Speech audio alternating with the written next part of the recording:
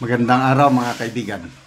Bigyan natin ng opinion reaction itong pahayag ni Jose Claire Castro tungkol sa wag daw mabahala, handa daw ang Pilipinas sa ano bang banta ng giyera sa Israel at Iran. Ito sa post ni Charles Algabri Silen. Sabi niya, ready sa imong mata. Palasyo sa publiko, huwag mangamba. Pinas, handa sa banta ng global war. Ito ang exact statement ng Jose Claire Castro. Ang gustong iparating ng Pangulo, handa po tayo sa anumang mangyayari. Lahat po ng kailangan ng taong bayan ay tutugunan po ng pamahalaan. Oh, ang galing!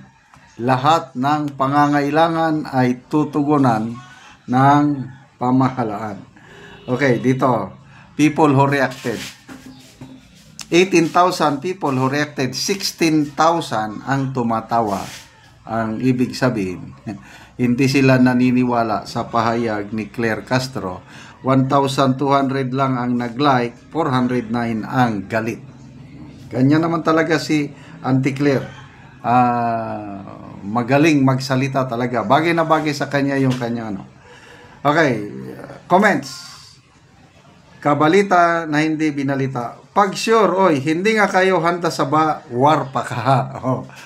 Anong gagawin natin? Bahalang yun ha. Oh, ito. Giyera na ito. Eric Nams. Unsay ready madam. Malutsan pa man gani nga imong dome kita pakabasin, ikaw pa'y una nga musibat uban ang imong amo. Ito ang pinangangambahan ng marami, yung kung mag-escalate ang giyera. Sa ngayon medyo may pag-asa dahil may ceasefire eh. Although hindi pa sigurado kung hanggang kailan yung ceasefire. Baka mamaya ilang araw lang paulanan na naman ng missiles. Oh, ang Qatar pinaulanan na ng missiles dahil may US base, Air Force base doon sa Qatar. Tayo sa Pilipinas, meron tayong US bases, yung mga EDCA. Yun ang nakakatakot. Oh, meron ba tayong air defense system? Sabi ng iba, meron daw mga manananggal, mga mangkukulam, mga kapre, mga kalukuhan na lang yun, pa-joke-joke na lang. Basically, wala tayong air defense. Merong unit sa Air Force, ano ba yun? 960th Air and Missile Defense System, kaya lang hanggang unit lang yun. Yung capability, wala talaga. Kawawa tayo, pagpaulanan tayo ng missiles ng Iran ba o China. So, Leia Texon, may mga sayat talaga itong mga mag-amo ba? Bagyo nga lang, wala nga eh, gera pa kaya. So, yan talaga ang trabaho ng spokesperson o tagpamaba. Assurance kunuhay, kaya lang, yun na nga pinagtatawanan. Johnny Ignaw, na Mongol naman, guro ti ikaw salo sa bomba. Ang nakakaawa, itong mga OFWs natin na nasa Middle East. Mayroon akong pinsan, nagtatrabaho sa Israel, nurse. Naawa ako sa kanyang mga post. Sabi niya, nanginginig ang aking kalamnan, yung mga tingling daw sa iyang mga paa, sa iyang kamay, hindi siya makatulog-tulog. Kasi nga, palaging mag-siren. Awang-awa ako doon sa pinsan ko, nurse. Ganon, 12 days na ata itong gerang ito. At ngayon, yung latest post niya is, wow, parang umi-epekto ang ceasefire.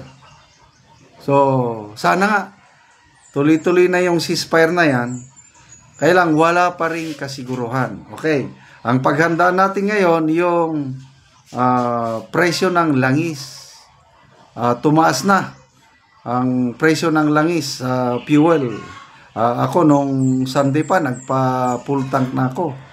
Ngayon, tumaas na. So, ang daming ang daming epekto itong gera. Although sinasabi ng Pangulo, alam nyo naman, magsalitang Pangulo, puros mga positive kunuhay. Wala daw masyadong epekto sa ekonomiya ng bansa itong gera na ito. Parehas sa sinasabi ni Jose Claire Castro na wag daw tayo mangamba. Kaya lang, sinasabi rin na mag-imbak na daw ng pagkain. O pwede mag-imbak pagkain, yung mga may mabiling pagkain, maibili. Paano yung isang tukang ang mga kababayan natin na hinihintay lang yung sweldo nila sa araw na yun bago makabili na naman ng ano. So, grabe. Nakakatakot itong gerang ito dahil paulanan ng missiles Ganyan ang mangyari pag pumutok ang, simba ko lang or nakunod, pumutok ang gera ng Taiwan, China, Taiwan, nako, dyan na. Ako, naka-experience na ko ng gera, marami na, kaya lang, mga maliliit na bomba lang, tapos kami ang naghulog ng bomba, 250 pounds bomb, 500 pounds bomb, grabe, talagang nag-earthquake ang lupa, paghulog ng bomba. Mga ano lang yun, conventional bombs. Paano itong mga ballistic missiles? Talagang, ay nako, nakakatakot yung US Missile Defense System, yung Typhoon na tinatawag, nandito na nasa Northern Luzon Pag nagkagera sa yung Taiwan na yan, kawawa ang mga kababayan nating Ilocano sa Northern Luzon. Sila ang unang maapektuhan. Sana walang gera sa Taiwan, kailang hindi natin malaman ang utak ng China kailan niya i-invade ang Taiwan. So dito, Iran at Israel, tagal na yan, paulit-ulit. So kung mag-ceasefire ngayon, we do not know, in the near next few months, gera na naman. So may nabasa akong post ng Israeli Prime Minister, victory daw nila, na annihilate na daw nila yung existential threat, yung nuclear threat sa Iran, na destroy na daw nila lahat. But to me, these are all just propaganda. Hindi natin alam kung ano sinong nananalo, sino ang natatalo. So anyway, wag daw tayong mangamba, sabi ni Auntie Claire. Handa daw ang pamahalaan na tugunan ang lahat ng ating pangangailangan. Okay, salamat mga kaibigan sa inyong pagsubaybay sa ating channel. Nakakatulong kayo ng malaki sa Tribong Talandig ng Bukidnon. Ang sweldo natin sa channel na ito is pantulong natin sa tribo. Sa ngayon, namimigay tayo ng mga yero at pako para makapagpatayo ng mas maayos na tahanan ang Tribong Talandig. Panoorin nyo ang video na ito. Natagaan og sin o karon mag-atop na gid siya. Magdali-dali siya sa pag-atop kay kaulanon namang gyud.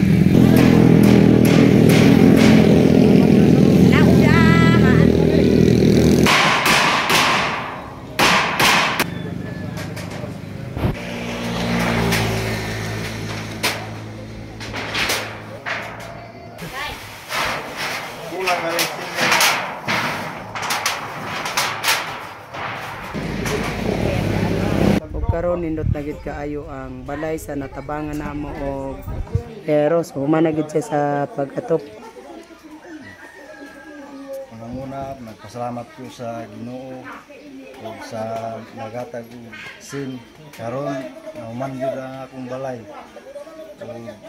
Daghang salamat. Ay, pila naman ka katuig nga nakigpuyo lang sa imong amahan o ginahan? Napulo na. Napulo na katuig nga nakigpuyo lang ka. Nga naman nga karon pa man ka nakabalay nga napulo na katuig sa imong pagkigpuyo lang sa imong amahan o ginahan. Tungod sa kalisod. Wala ko nakabalay karon pa ko sa tagang ko tabang maunasin. Okay.